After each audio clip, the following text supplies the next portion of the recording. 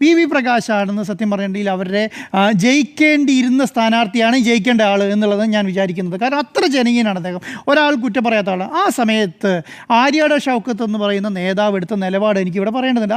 ആ സമയത്ത് നിലപാടെടുത്ത് എന്താണ്, ആര്യാട ഷൗക്കത്തിന് സ്ഥാനാർത്ഥിത്വം കിട്ടിയില്ല. കാരണം എന്താണ്, 2016 തോറ്റതുകൊണ്ടും ആ മണ്ഡലം കോൺഗ്രസ് തിരിച്ചു പിടിക്കണം എന്നുള്ളത് കൊണ്ടും വി പ്രകാശിനെ ഏൽപ്പിച്ചു. അതിനുശേഷം ഞാൻ ഇന്നൊരു വീഡിയോ കാണുമായിരുന്നു. ആ വീഡിയോയിൽ എന്താണ്, ഈ ആര്യാട ഷൗക്കത്തിനെ കഷ്ടപ്പെട്ട് പറഞ്ഞ് അനുനയിപ്പിച്ച് സ്റ്റേജിലേക്ക് കൊണ്ടുവരുമ്പോൾ ഈ വി പ്രകാശ് പോയി കൈ കൊടുക്കാൻ ശ്രമിക്കുന്നുണ്ട്. ആ കൈ തട്ടി മാറ്റി അദ്ദേഹം പോയി സീറ്റിലിരിക്കിയത്. എന്നിട്ട് എന്താണ്, ആ പ്രസംഗത്തിൽ ആദ്യമായി ഈ പറഞ്ഞ തെരഞ്ഞെടുപ്പ് കൺവെൻഷൻ്റെ പ്രസംഗത്തിൽ പറഞ്ഞ എന്താണെന്നറിയോ, 2016 എന്നെ തോൽപ്പിക്കാൻ എടുത്ത നിലപാടുകളൊക്കെ എനിക്കറിയാം, ആ സ്വഭാവം ഞാനിവിടെ കാണിക്കുന്നില്ല എന്ന് പൊതുവേദിയിൽ പറഞ്ഞ ആളാണ്. അപ്പം നമ്മൾ വിചാരിക്കുന്നത് പോലെ അയ്യോ കോൺഗ്രസ് ഒരു സീറ്റിന് വേണ്ടി അടിയിടാക്കാതെ, അല്ലെങ്കിൽ ആര്യാട ഷൗക്കത്ത് ഇതുപോലെ കോൺഗ്രസിൻ്റെ നിലപാടുകൾക്ക് ഒത്തു നിന്നു എന്നൊന്നും വിചാരിക്കേണ്ട. അങ്ങനെയൊന്നുമില്ല.